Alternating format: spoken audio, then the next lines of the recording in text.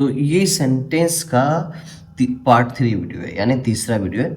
मैं short video बना रहा हूँ, मतलब कि 5 से 7 मिनट का वीडियो बना रहा हूँ। आप लोग ध्यान से देखिए, सेंटेंस जो चैप्टर में स्टार्ट किया उसका ये तीसरा वीडियो है, ठीक है। और पहले वीडियो में बताया था कि सेंटेंस क्या होता है, दूसरे वीडियो में बताया था, और सॉरी, पहले वीडियो में बताया था कि सेंटेंस क्या है और क्या क्या सीखना है इसके लिए आपको। तो मैं बताया था कि 2 चीज़ें आपको सीखना होता है। पहला, थोड़ा सा आपको वर्ब सीखना होता है, और थोड़ा सा आपको सब्जेक्ट वर्ब एग्रीमेंट सीखना होता है। इसके बाद आप सेंटेंस आसानी से समझ सकते हैं। तो वर्ब मेरा चल रहा था, मैंने वर्ब के बारे में बताया था कि क्या है और वर्ब कितने प्रकार के होते हैं, ठीक है। जो लोग नहीं देखे तो पार्ट 1 और 2 उसको देखना बहुत ज़रूरी है, ठीक है। तो मेन वर्ब पे सीधे सीधे चलते हैं, बिना समय को गवाए, बिना टाइम वेस्ट किए हुए। मेन वर्ब का मतलब होता है मुख्य क्रिया। मैंने इसके 3 नाम बताए थे यार, है ना। जो वीडियो नहीं देखे वो तीनों नाम आप इसके बाद, इससे पिछले वाले वीडियो में आप देख सकते हैं जाके। इसका मेन वर्ब के 3 नाम होते हैं, लेक्सिकल, प्रिंसिपल, मेन, ठीक है। और भी नाम हो सकते हैं, आप लोग और किताब अगर पढ़ते हैं तो उसमें आप देख सकते हैं। फिलहाल ये अभी हम देख रहे हैं, ठीक है। और इसका डिफाइन भी मैंने दे दिया था बढ़िया से डिटेल में, ठीक है। मेन वर्ब जो होता है ना, वो डूइंग समथिंग का बोध कराता है, हैपनिंग समथिंग का बोध कराता है। इसमें बीइंग समथिंग नहीं आता। मैंने बताया था कि जब कोई कार्य होता है या कोई करता है तो वो मेन वर्ब के अंदर आता है ना। लेकिन जब किसी चीज़ की मौजूदगी बताता है, ठीक है, जब कोई चीज़ होता है उस समय, है ना, जैसे ये एक लड़का है, लड़का होने का बोध कराना है, लड़का की मौजूदगी का बोध करा, तो उस समय वो हेल्पिंग वर्ब वो बोध कराता है, ठीक है। तो ये भी मैं बताऊंगा कि कभी कभी जो होता है हेल्पिंग वर्ब मेन वर्ब बन जाता है। जैसे जब जब हेल्पिंग वर्ब अकेले आए तो वो मेन वर्ब के रूप में काम करता है, ठीक है। क्लियर है। जैसे मैं यहाँ पे लिख देता हूँ, दिस इज अ बॉय। ये एग्जाम्पल पहले भी है, ये एक लड़का है। तो अब बताओ, ये जो है ना, इज के बारे में समझो। इज यहाँ पे हेल्पिंग वर्ब है या मेन वर्ब है? तो बहुत सारे लोग बोलेंगे, बहुत सारे बच्चे बोलेंगे सर ये तो हेल्पिंग वर्ब है, क्योंकि ये हेल्पिंग वर्ब डिनोट करा रहा है, तो हेल्पिंग वर्ब है। लड़का का होने का बोध कौन करा रहा है? इज करा रहा है। ध्यान से समझिए, लड़का होने का बोध कौन करा रहा है? इज। और ये बेचारा अकेले है। तो याद रखना है, ये लिख लो, है ना, जो जितने भी लोग ये इस वीडियो को देख रहे हैं, लिख लो कि जब हेल्पिंग वर्ब अकेले हो, ठीक है, जब हेल्पिंग वर्ब अकेले हो तो वह मेन वर्ब के रूप में कार्य करता है। तो अब कोई पूछे कि बताओ कि इज यहाँ पे क्या है, तो बोल देना मेन वर्ब, ठीक है, बिना कोई झिझक के। लेकिन ये किस रूप में कार्य करता है? तो ये हेल्पिंग वर्ब के रूप में कार्य करता है। लेकिन यहाँ पे ये क्या है? तो यहाँ पे जो है ये मेरा मेन वर्ब है। ध्यान से समझना, ठीक है। क्लियर है? चलो, क्योंकि ये बीइंग समथिंग का बोध कराता है। लेकिन इसी के साथ अगर हेल्पिंग मेन वर्ब आ जाए, इसी के साथ मेन वर्ब आ जाए, तो समझ जाना है कि वहां पे हेल्पिंग वर्ब है। जैसे एक एग्जांपल ये भी ले लो, ठीक है, आई एम रनिंग, ठीक है। अब बताना, ठीक है, एम जो है यहाँ पे कौन सा वर्ब है? एम कौन सा वर्ब है? तो एम जो है आपका हेल्पिंग है कि मेन वर्ब? ऐसे तो हेल्पिंग होता, लेकिन यहाँ पे किस रूप में काम कर रहा है? हेल्पिंग के रूप में काम कर रहा है या फिर मेन वर्ब के रूप में काम कर रहा है? तो आप रन देखेंगे, रन मतलब दौड़ना होता है। तो मेन वर्ब के साथ जब आए हेल्पिंग वर्ब, तो समझ जाना है कि ये हेल्पिंग वर्ब है और ये मेन वर्ब, कि दोनों भाई आ गया साथ में, बड़ा वाला ये है और छोटा वाला ये। जब बड़ा वाला भाई रहेगा तो छोटा वाला भाई अगर साथ में है, ठीक है, तो बड़ा छोटा तो हो गया ना भाई, कैटेगराइज हो गया, ठीक है। तो छोटा वाला हो जाएगा सहायता करने वाला, और ये जो हो जाएगा मेन। तो मेन ये है ना, मेन वर्ब ये है और ये हेल्पिंग वर्ब। लेकिन जब अकेले छोटा वाला भाई आए तो मेन तो वही बनेगा ना, को जब भाई एक ही है तो वहाँ पे वही मेन रहेगा।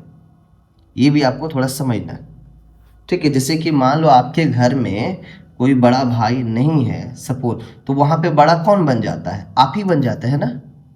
तो जैसे इसी तरीके से यहाँ पे जब कोई नहीं है बड़ा तो ये खुद बड़ा है बेचारा, और यहाँ पे जब बड़ा भाई है तो इसको छोटा ये हेल्प करेगा छोटा वाला बड़ा को। क्लियर, समझ में आ गई बात? तो चलिए आगे चलते हैं। तो तो याद रखना कि मेन वर्ब किसे कहते हैं, जैसे किसी कार्य के होने या करने का बोध होता है उसे मेन वर्ब कहते हैं। इसके पीछे मैंने बताया वीडियो 2 में, पार्ट 2 में बताया मैंने कि मेन वर्ब क्या होता है, ठीक है। या फिर यहाँ पे भी आप ये लिख सकते हैं, जिससे किसी कार्य के करने या होने का बोध है उसे हम क्या करते हैं, कहते हैं मेन वर्ब कहते हैं।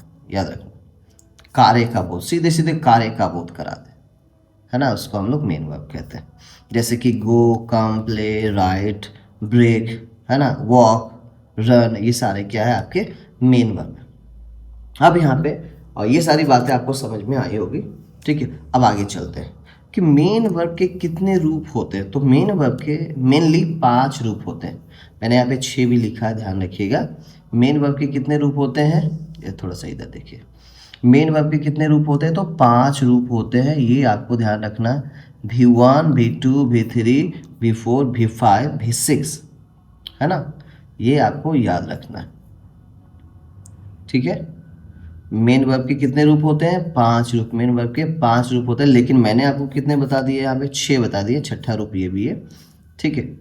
और ये छठा रूप को आपको याद नहीं रखना है, कि हो सकता है कि लोग गलत भी इसको बोले, लेकिन मैंने लिख दिया है आपको कि ये भी रूप होता है, इसका भी हम लोग इस्तेमाल करते हैं। जैसे इसका करते हैं उसी तरीके से इसका भी करते हैं, ठीक है। तो मैंने ये भी रूप लिख दिया। ये देखो, ये प्रेजेंट है, ये पास्ट है, ये पास्ट पार्टिसिपल है, ठीक है। और इसका प्रयोग हम V4 के रूप में करते हैं और जेरंड के भी रूप में करते हैं। ये V5 है, ये सिंगुलर फॉर्म है, और ये इन्फिनेटिव 2 है, ठीक है। ये भी ध्यान रखना। तो इसका नाम हो गया प्रेजेंट, ये प्रेजेंट में यूज होगा, ये पास्ट में यूज होगा। और ये पास्ट पार्टिसिपल का जो प्रयोग होता है वो V3 के रूप में यूज होता है सेंटेंस में, प्रेजेंट, पास्ट, फ्यूचर तीनों में होता है, लेकिन ये सिर्फ पास्ट में यूज होगा, ठीक है। ये भी आपको तीनों टेंस में यूज होगा, ये आपके सिर्फ प्रेजेंट में यूज होगा, और ये आपको हर एक टेंस में आपको मिल जाएगा, ठीक है। तो इस तरीके से हम V1, V2, V3, V4, V5 और V6 का यूज़ करते हैं, ठीक है। तो आपको याद रखना है कि मेन वर्ब के जो रूप होते हैं मेनली 5 होते हैं, लेकिन छठे रूप को भी आपको याद रखना है, ठीक है।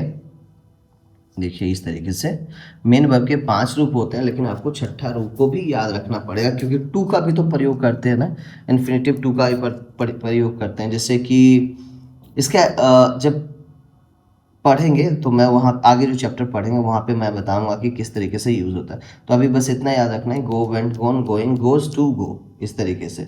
तो 6 रूप को याद, 6 को याद रखेंगे ना तो बहुत सारे चीज़ क्लियर होते थे।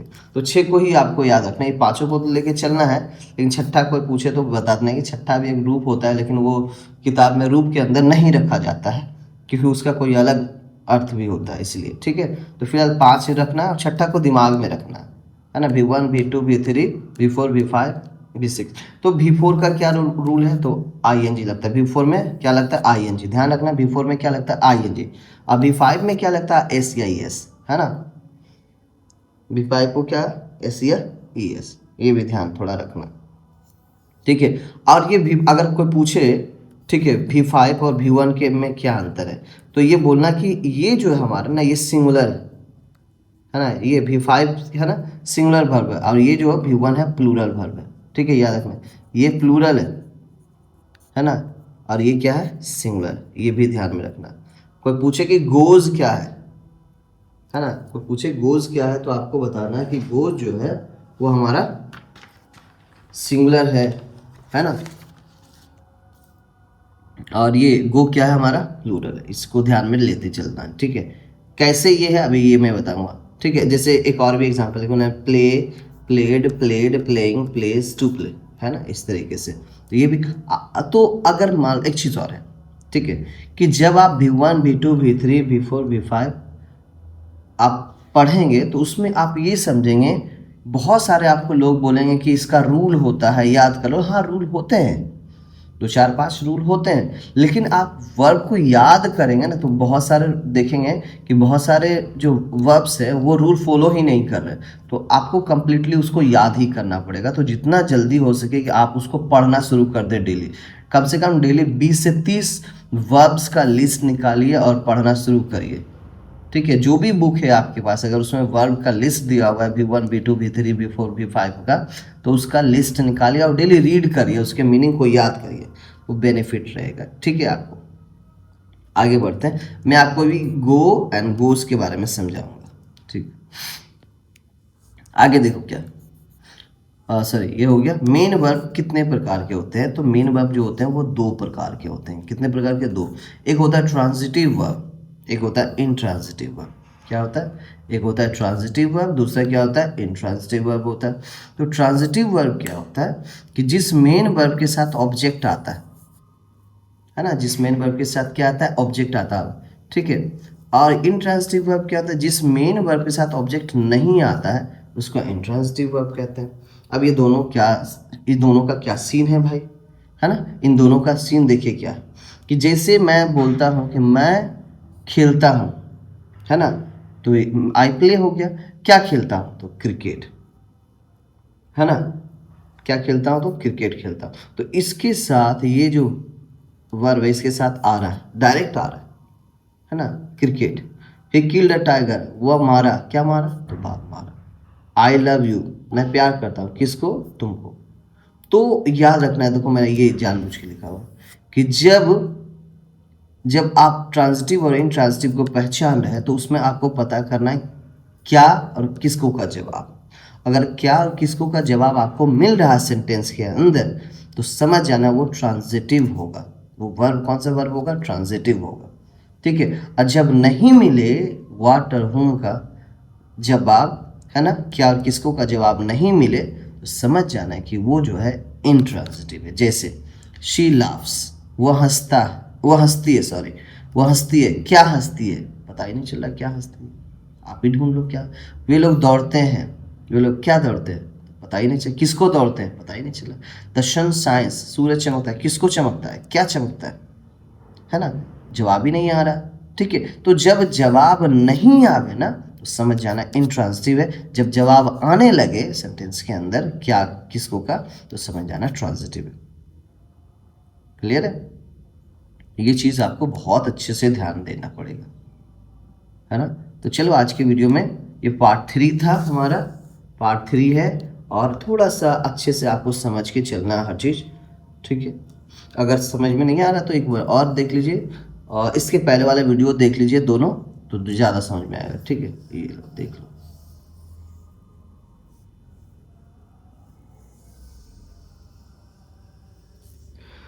तो वीडियो देखने के लिए थैंक यू वेरी मच।